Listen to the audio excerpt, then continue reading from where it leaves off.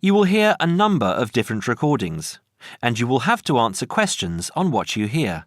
There will be time for you to read the instructions and questions, and you will have a chance to check your work. All the recordings will be played once only. The test is in 4 sections. Now turn to Section 1. Section 1.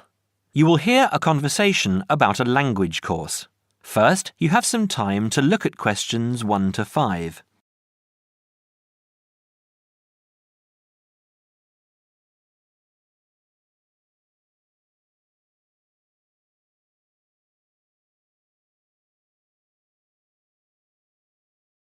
You will see that there is an example that has been done for you. On this occasion only, the conversation relating to this will be played first. Good morning, Borgheimer language courses. How may I help you? Oh yes, I contacted you some time ago about following a German course in Germany, and you advised me to take your placement test before we go any further. Well, I've done that now, so I'd like to go ahead with booking the course for this summer, if that's possible. Certainly, sir. You said you took the placement test. What was the result? I was placed at the O3 level. O3. Right. That's lower intermediate. Fine, Mr. The answer is Level 3 or Lower Intermediate, so the course level has been filled in for you. Now we shall begin. You should answer the questions as you listen, because you will not hear the recording a second time. Listen carefully and answer questions 1 to 5. Petterson. John Petterson. Could you spell that for me, please, Mr. Petterson? P-E-T-T-E-R-S-S-O-N.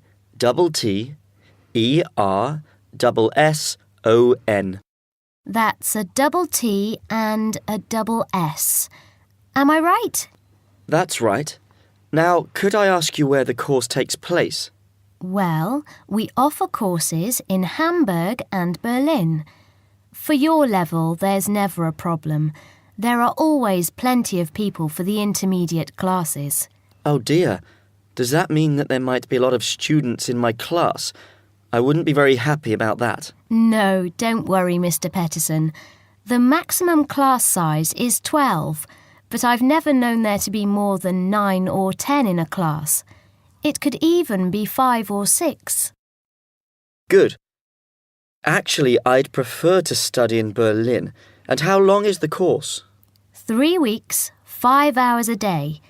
2 hours only on Saturday. Sundays free. I see. And what about accommodation? There you have a choice, Mr. Petterson. You can either stay with a German family who are used to having such guests, or you can stay on the university campus, or we can book you into a nearby bed and breakfast. Is there a big difference in price? Not really. Staying with the family works out the cheapest, and the bed and breakfast is a bit more money. Staying on the university campus comes somewhere between the two price-wise, but Berlin is not too expensive anyway. Which do you recommend? Well, if you want to practice your German and be part of a German family, I would recommend staying with a family. Our families are all hand-picked, and we've never had any sort of complaint. Yes, I'll probably do that then. What are the dates of the course? The first summer course starts on the 1st of June in Hamburg and a week later in Berlin, which is what would concern you as you have chosen the Berlin course. That's the 8th of June. The next course would begin on the 2nd of July and then... The 2nd of July course would be perfect for me. Can you put me down for it now? Certainly, Mr. Petterson. Can I have your address, please? 26 Mayfield Drive, Orpington, Kent. I'm afraid I can't remember the postal code. Don't worry, Mr. Petterson. I'll check on it. Before you hear the rest of the conversation, you have some time to look at questions 6 to 10.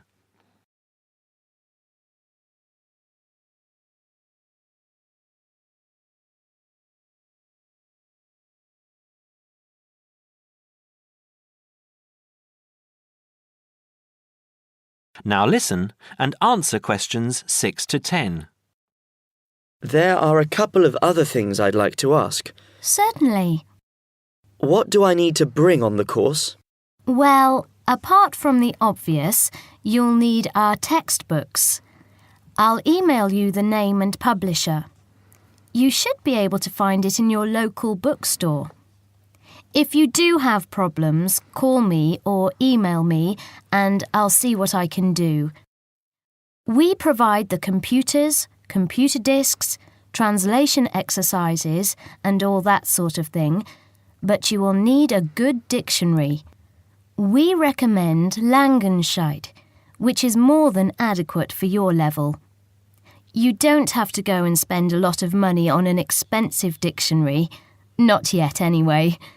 Maybe you will when your German reaches a very high standard. That would be very nice. Now, finally, what about the cost of the course? And how do I pay? Would you like to pay that in pounds or in euros? Euros would be fine. In that case, it's 550 euros. You can pay by credit card if you like. Oh dear, I'm afraid I haven't got a credit card. How else can I pay? That's not a problem, Mr. Peterson. You can pay by bank transfer. Fine. By the way, I forgot to mention I am a full-time student. Have you got a student card? Oh, yes. Then that does make a difference, you'll be pleased to hear. You are entitled to 35% off the full price. And if you can persuade a few people to join you, it would work out even cheaper. How do you mean exactly? Well, for every 5 people you find, 1 goes free. In other words, if there are 6 of you, you get 1 free course. Of course, in reality, you would divide up the savings amongst you, presumably. Right. Well, I'll see what I can do. Thank you. Not at all, Mr. Peterson, and I'm sure you'll enjoy the course. There are, of course, sightseeing possibilities. Would you like me to send you our brochure describing them? Yes, thank you. I'd appreciate that.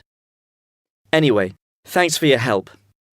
If I want to call back, who do I ask for? Susanna. I'm here most of the time. That is the end of section 1.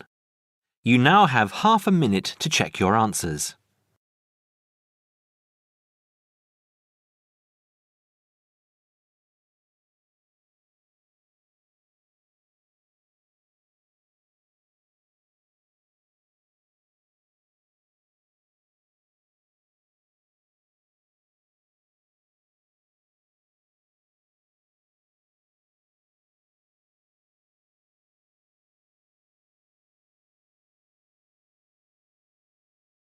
Now turn to section 2. Section 2. You will now hear a radio talk on agricultural regulations. First, you have some time to look at questions 11 to 15.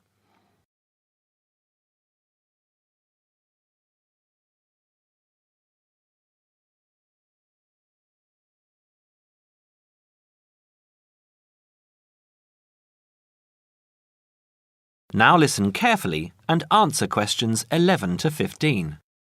Could there be clearer proof of the arrogance and indifference of those who are supposed to keep our food safe than the muzzling of John Verrill?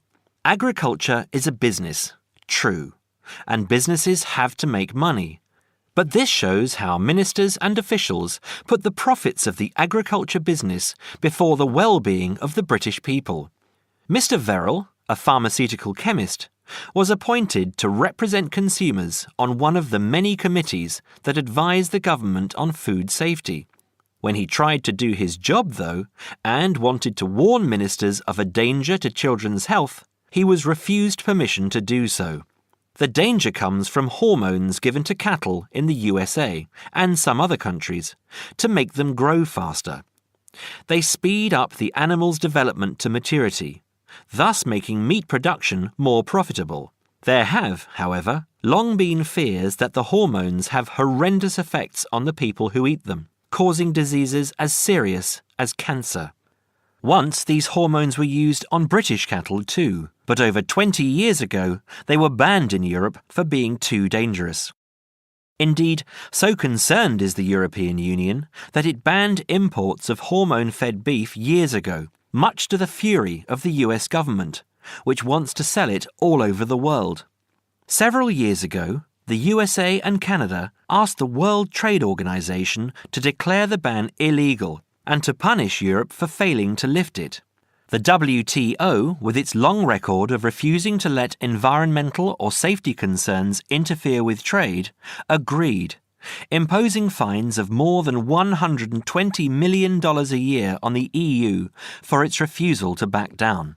The British government now backs the Americans, claiming that there is no proof that hormone-fed beef does any harm. This is where Mr. Verrill comes in. He is very angry with the government, especially as their claim comes out just after a Danish study shows that growth hormones are 200 times more dangerous than was previously thought.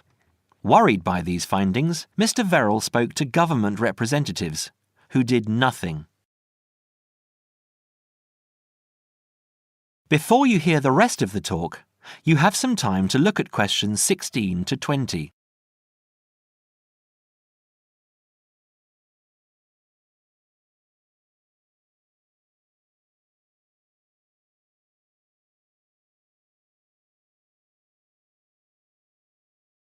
Now listen and answer questions 16 to 20. Not only that, but they have not been testing beef which is imported, which, by law, they are required to do. This directly affects the British public, as about 40% of the beef British people eat comes from abroad, supposedly from countries like Brazil, which does not allow the use of growth hormones. Brazilian beef is stocked by some British supermarkets and widely used in catering. Yet, when a Brazilian farm was recently visited by EU inspectors, a large stockpile of this banned substance was found. This is not the first food scandal we have had in our country. Take the present concern over a well-known chocolate company. Several months ago, the company found out that its sweets were contaminated with a rare form of salmonella, but they did nothing about it, leaving their sweets in the shops to be bought by the unsuspecting public. It was not until 5 months later, when several children had suffered food poisoning, that the chocolate bars were removed from the shelves. It makes you wonder how many other dangerous foods have been allowed onto our plates. That is the end of section 2. You now have half a minute to check your answers.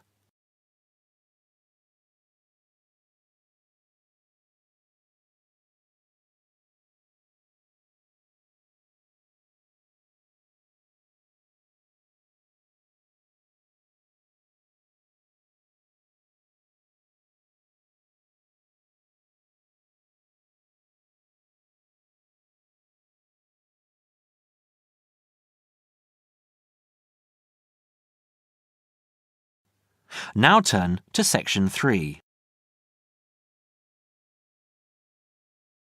Section 3.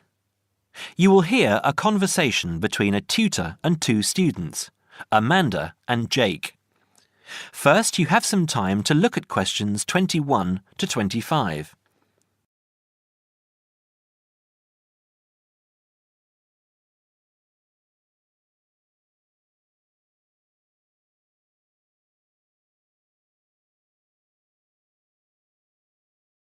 Now listen carefully and answer questions 21 to 25. So, Jake and Amanda, how did the project go? Very well, I think, Dr. Hinton. I certainly learned a lot and enjoyed myself at the same time. Me too. So, remind me, what was your project about? Basically, what makes successful people? Let's call them top achievers successful. Yes. How are they different from us? What do they do that other less successful people don't do? Interesting. And did you come to any conclusions? Quite a few, actually. Good. Share some with me then. Well, I'd always thought that a top achiever would be the sort of person who would bring work home every night and slave over it. But it appears not. Those types tend to peak early and then go into decline. They become addicted to work itself, with much less concern for results. We found that high achievers were certainly ready to work hard, but within strict limits.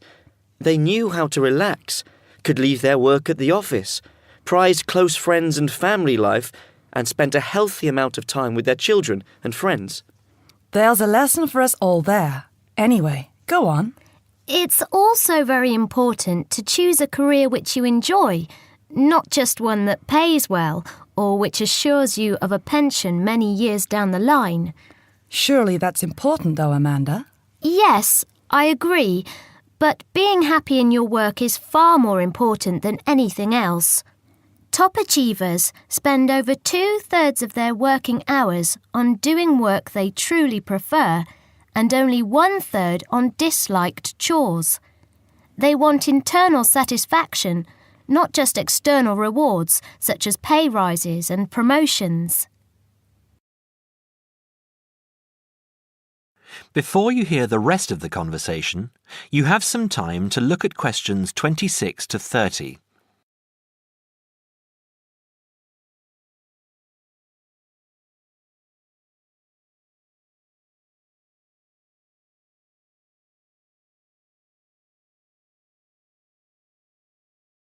Now, listen and answer questions 26 to 30. Actually, in the end, they often have both, because they enjoy what they are doing, so their work is better and their rewards higher. Yes, Jake, that certainly makes sense. Now, can I ask you something?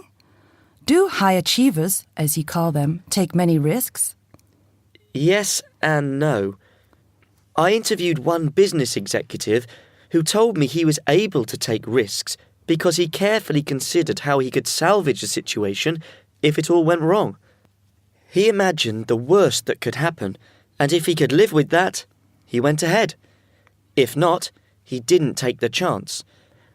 Other people prefer to stay in what I heard described as the comfort zone setting for security, even if it means settling for mediocrity and boredom too. Would you call top achievers perfectionists? Contrary to what I expected, no, I wouldn't. We came to the conclusion that a lot of ambitious and hard-working people are so obsessed with perfection that they actually turn out very little work. I happen to know a university teacher, a friend of my mother's, who has spent over 10 years preparing a study about a playwright. She is so worried that she has missed something, she still hasn't sent the manuscript to a publisher. Meanwhile, the playwright, who was at the height of his fame when the project began, has faded from public view.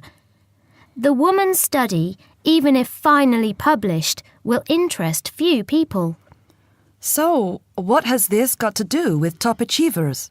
Well, top achievers are almost always free of the compulsion to be perfect. They don't think of their mistakes as failures. Instead, they learn from them, so they can do better next time. Well, would you call them competitive? High performers focus more on bettering their own previous efforts than on beating competitors. In fact, we, came to the conclusion that worrying too much about competitors' abilities and possible superiority can be self-defeating.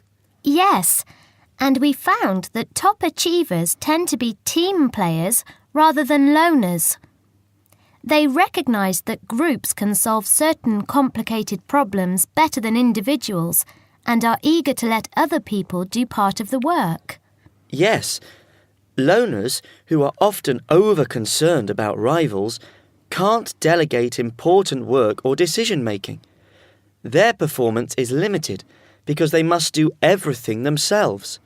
Well, it looks as if you two have done a thorough job and learned something into the bargain too.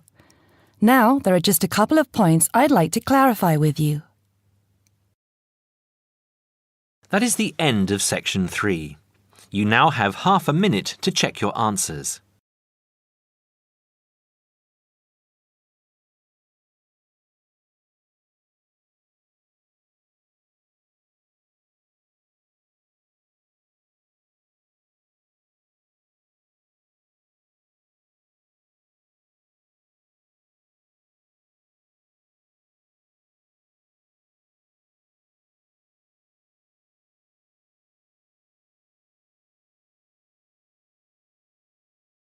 Now turn to section 4.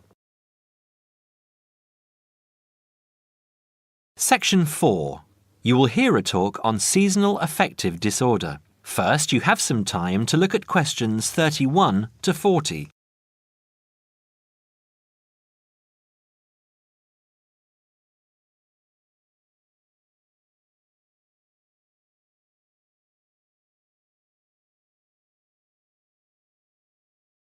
Now listen carefully and answer questions 31 to 40. In the past few years, a new condition has been identified and given a name, SAD, short for Seasonal Affective Disorder. This is now recognized as a distinct kind of clinical depression, where people become depressed at the onset of winter, accompanied by a craving for sweet things, causing weight gain. Each spring and summer would then bring on almost maniacal highs and feelings of boundless energy and happiness. Experiments to combat this depression showed that increased exposure to bright light in humans could suppress their production of a darkness-related hormone called melatonin.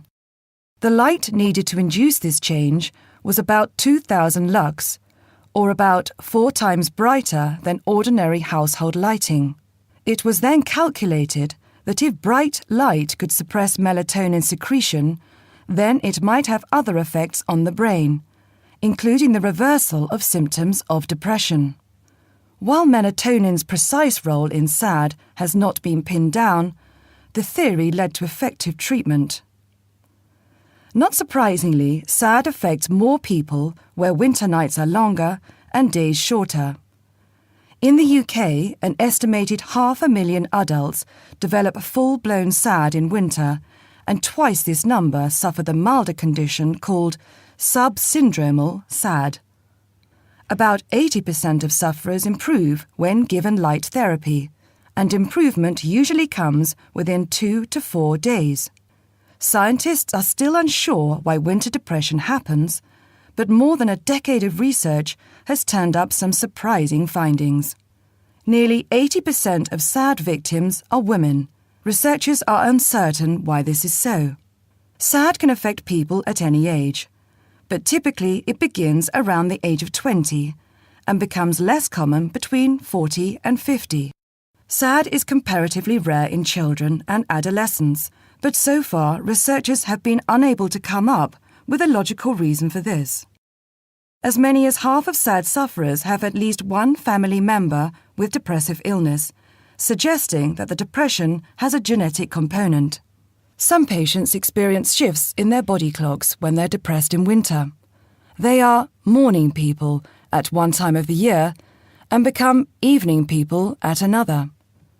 What is the underlying difference between SAD sufferers and others? A clue can be found in carbohydrate craving, a common symptom. People often become obsessed with chocolate, for example. Carbohydrates alter brain chemistry by increasing the level of a soothing chemical called serotonin, a neurotransmitter that carries signals between brain cells. SAD sufferers crave carbohydrates because they may need serotonin to lift their mood. This craving can be intense, in fact, an addiction. It may be that the serotonin system of the brain has problems regulating itself during the winter. Some SAD sufferers respond well to the drug Prozac, thought to influence the brain's serotonin-using system. Other brain chemicals and hormones probably play a role in winter depression. Another neurotransmitter, dopamine, for example, may be inadequate in certain cases. Researchers hope to uncover clues to SAD's secret by probing similarities between SAD and hibernation. Though no valid link between the two has been established, some SAD patients say they feel like hibernating animals. SAD sufferers tend to put on fat in autumn and early winter, roughly the time when such hibernators as bears and squirrels do. That is the end of section 4. You now have half a minute to check your answers.